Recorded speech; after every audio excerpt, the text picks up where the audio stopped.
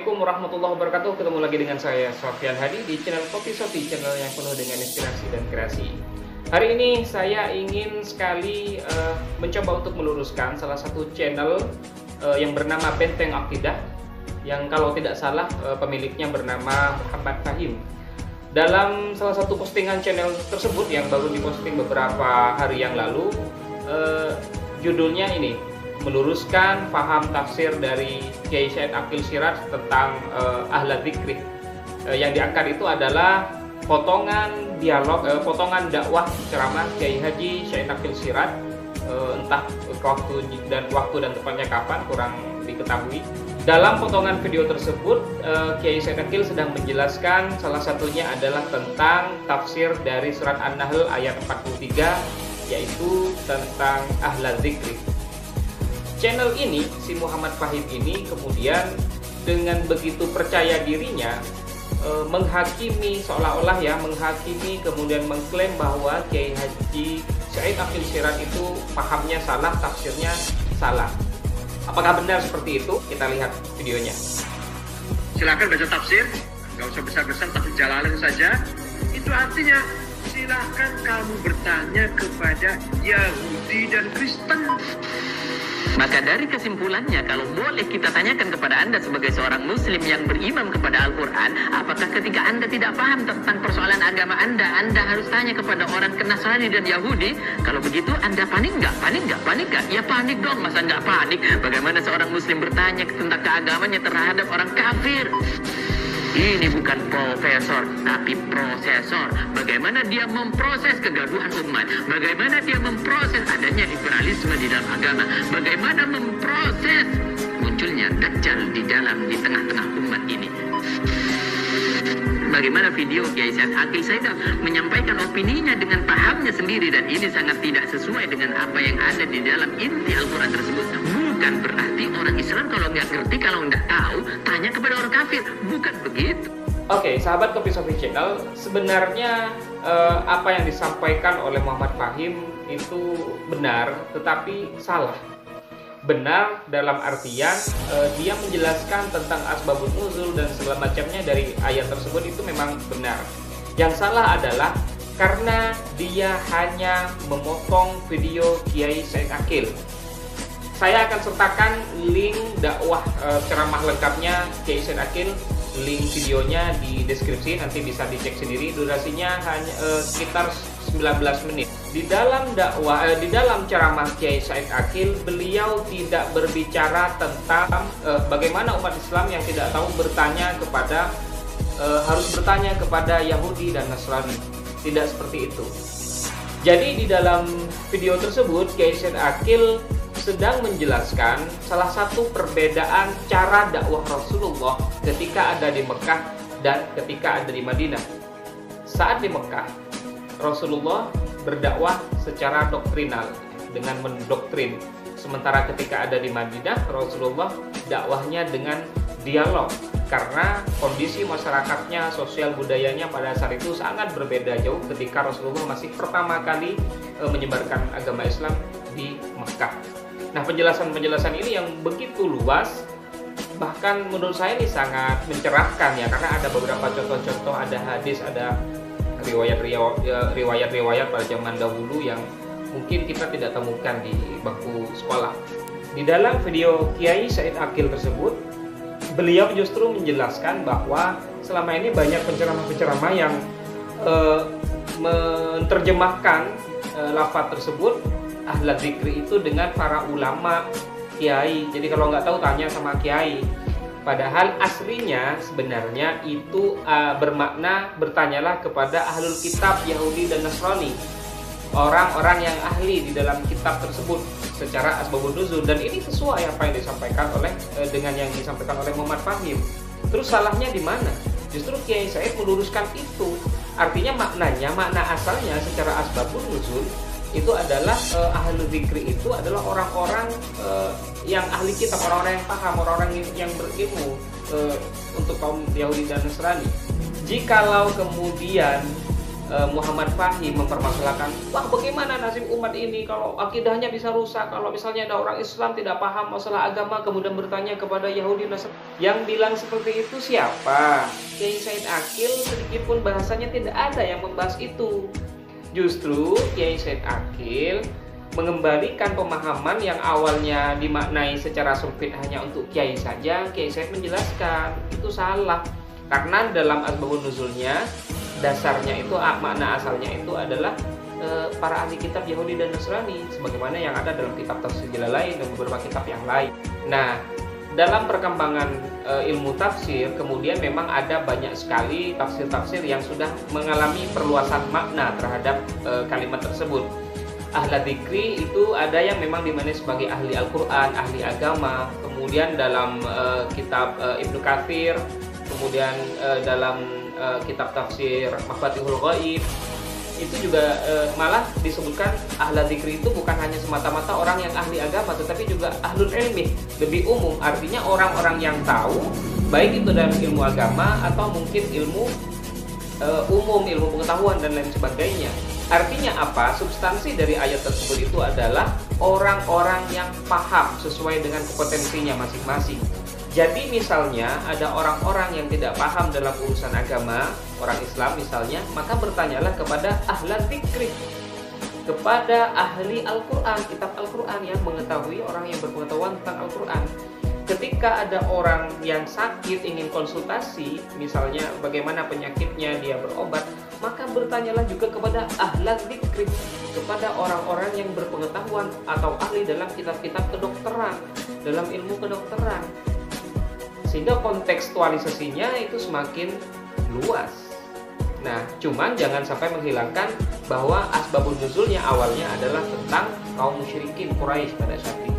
Betapa dulu kita masyarakat Arab maju, masyarakat Islam yang maju, terbuka, toleran, moderat, gak ada fanatisme kesukuan, gak ada fanatisme agama. Mana yang ada kebenaran dari situ kita ambil, dari Kristen kayak dari Yahudi, dari Zoroaster, kalau kebenaran mari kita ambil. Kalau sekarang kita cari ilmu Amerika maupun Eropa atau dari manapun, asal agama kita tidak berubah, ilmu teknologi dari mana saja. Saya penasaran siapakah si Muhammad Fahim ini. Saya coba cari datanya di Google dan lain sebagainya. Ternyata saya temukan Muhammad Fahim ini dulu pernah memiliki kasus yang hampir sama dengan saat ini ya, menyerang Kiai Said Aqil Siraj, ketua PBNU. Nah, dia sedang mencaci Kiai Said Aqil sebagai kaki tangan Dajjal. Dan coba Anda perhatikan pada video berikut, meskipun secara tidak langsung dan dia seolah-olah meralat dan pura-pura lempar batu sembunyi tangan. Dia adalah video berikut apa yang disampaikan oleh Muhammad Fahim. Bahwa jika ada seorang profesor yang berpikiran seperti itu, menyelewengkan adanya intisari daripada tafsir Al-Quran, jika ada, maaf saya tidak menyebutkan Kiai Said, tapi jika ada profesor yang seperti itu, maka saya sampaikan ke detik ini bukan profesor, tapi prosesor. Bagaimana dia memproses kegaduhan umat, bagaimana dia memproses adanya liberalisme di dalam agama, bagaimana memproses munculnya Dajjal di tengah-tengah umat ini. Jadi Muhammad Fahim itu seolah-olah apa ya, memang saya kurang paham apakah sebegitu bencinya kepada ketua PBNU Kiai Said Aqil sehingga dari 2017 hingga 2021 Kiai Said Aqil disangkut pautkan seolah-olah dihubungkan dengan Dajjal. Bagaimana memproses munculnya Dajjal di tengah-tengah umat ini. Meskipun di dalam video tersebut Muhammad Fahim mengatakan, saya tidak mengatakan Kiai Said ya, tapi kalau ada profesor yang mengubah substansi tujuan maksud dari Al-Quran, maka dia adalah bukan profesor tetapi prosesor misalnya. Ya, tapi kan di konten tersebut dia konteksnya sedang mengkritik dan menyerang Kiai Said Aqil. Ya kebetulan memang profesor, sehingga ketika dia mengatakan wah profesor yang mengubah substansi Al-Quran itu adalah kaki tangan Dajjal, siapa dong profesornya? Dan kalau kita lihat ya, coba saya juga akan sertakan link dari channel YouTube Benteng Akidah ini. Ada banyak sekali konten yang hampir rata-rata semuanya itu adalah berbentuk provokasi ataupun penggiringan opini ya, penggiringan wacana untuk menjelek-jelekkan tokoh-tokoh tertentu. Terutama kalau saya lihat itu rata-rata dari tokoh-tokoh pengurus NU. Ada Kiai Haji Ma'ruf Amin, kemudian Kiai Said Aqil Siraj, ada juga diserang Imam Masjid Istiqlal, terus juga diserang Habib Hussein, ada juga Quraisy Shihab, semuanya diserang. Ada yang katanya hati-hati dengan paham Syiah, hati-hati dengan liberal, hati-hati, serba hati-hati, serba hati-hati.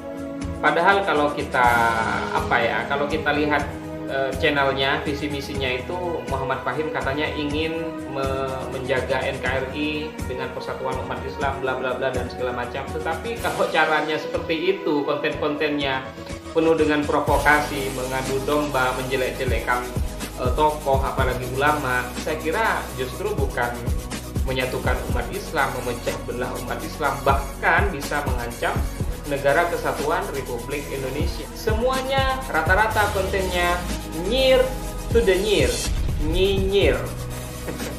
Sehingga pertanyaan saya kembali yang berulang-ulang, sebenci apa sebenarnya Muhammad Fahim ini, Benteng Akidah, terhadap tokoh-tokoh tersebut? Seharusnya sebagai seorang santri, Muhammad Fahim ini tahu bahwa Allah Subhanahu wa taala pernah berfirman, "Wala yajrimannakum syana'anu qaumin ala an la ta'dilu." Jangan sekali-kali karena kebencianmu kepada suatu kaum kemudian engkau tidak berbuat adil. Hanya karena beda pemikiran, hanya karena beda prinsip dengan tokoh, dengan kelompok dan lain sebagainya, kemudian tidak berbuat adil. Padahal sikap adil itu adalah sebuah sikap yang lebih dekat dengan takwa.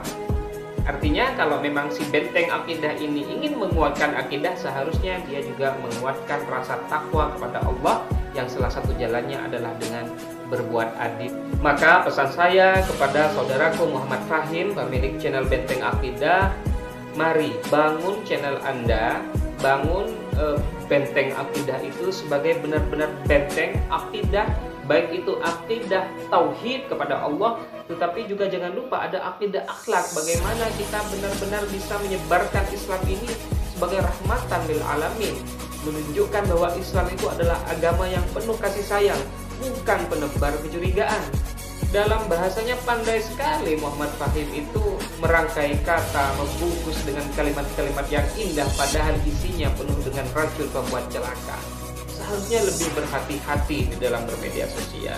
Amal perbuatan tidak hanya sholat, puasa, zakat, haji, kemudian bermaksiat, zina, minum, mabuk, bukan hanya itu saja kebaikan atau keburukan sekecil biji zarrah yang dinilai, yang akan dihisab oleh Allah. Tetapi termasuk aktivitas dalam bermedia sosial, bagaimana Anda berdakwah, bagaimana Anda menyebarkan konten-konten Anda, isinya seperti apa, kelak itu juga akan dipertanggungjawabkan oleh Allah. Harus mampu memberikan pencerahan, wawasan, sehingga akidah akhlak bisa terbangun dengan kuat tanpa harus menjelek-jelekkan orang lain atau kelompok yang lain. Sangat menyejukkan, di salah satu kontennya juga ada yang bagus Muhammad Fahim nih. Ini contohnya. Idza sa'a fi'lul mar'i sa'a dhununuhu wa saddaqa ma ya'tadu min tawahumi bila cuba lakona cuba panyangkana bila ampun biasa ampun keliatena. Saudara kaum muslimin dimanapun Anda berada, itu arti daripada bahasa Madura. Bagaimana kita sebagai seorang yang muslim tidak terbiasa berburuk sangka kepada orang lain. Maka ketika kita sudah berburuk sangka kepada orang lain, introspeksilah, jaga dirilah, perhatikanlah, analisalah diri Anda dan diri kita masing-masing. Kalau kita berburuk sangka kepada orang lain, tentu perbuatan kita kurang lebih sama buruk daripada apa yang kita sangkakan. Ya, jadi tidak boleh berprasangka buruk terhadap orang lain. Lebih baik menganalisa, bermuhasabah, introspeksi diri, jangan-jangan kita juga salah. Jadi seharusnya Muhammad Fahim juga harus seperti itu. Nah, kalau misalnya kontennya menyejukkan seperti video tadi, subhanallah, benteng akidah ini akan terbangun dengan baik. Padahal seharusnya juga sudah tahu ya bahwa Allah juga berfirman, kabura maqtan indallahi an taqulu ma la taf'alun. Sungguh sebuah perbuatan yang keji, perbuatan yang sangat dibenci oleh Allah ketika kita berbicara tetapi tidak mampu melakukannya. Hanya pandai berdakwah, menyuruh untuk tidak boleh curiga, suudzon, berprasangka buruk terhadap orang lain, tapi justru channelnya, kontennya berisi penebaran rasa curiga, prasangka buruk terhadap terhadap seorang tokoh ataupun kelompok-kelompok yang lain. Na'udzubillahi min dzalik. Na'udzubillahi min dzalik. Oleh karena itu, kepada Muhammad Fahim, pemilik channel Benteng Akidah, kalau misalnya Anda masih ingin melanjutkan konten-konten yang seperti itu, saya minta saya usul mungkin channelnya diubah menjadi Banteng Akidah. Ya, karena banteng itu kan menyeruduk ke sana kemari gitu ya. Prasangka buruk, curiga gitu kan. Tetapi kalau misalnya Anda akan memperbaiki itu, kemudian isinya betul-betul hal yang mencerahkan, yang bisa menarik simpati, memberikan wawasan keilmuan, hasanah keilmuan, pengetahuan baru terhadap orang-orang subscriber Anda dan masyarakat secara umum, maka insya Allah meskipun hanya berbentuk media YouTube, channel YouTube, tetapi itu juga bisa menjadi perantara kita beribadah kepada Allah. Amal dunia yang dicatat sebagai amal akhirat. Demikian dari saya. Assalamualaikum warahmatullahi wabarakatuh.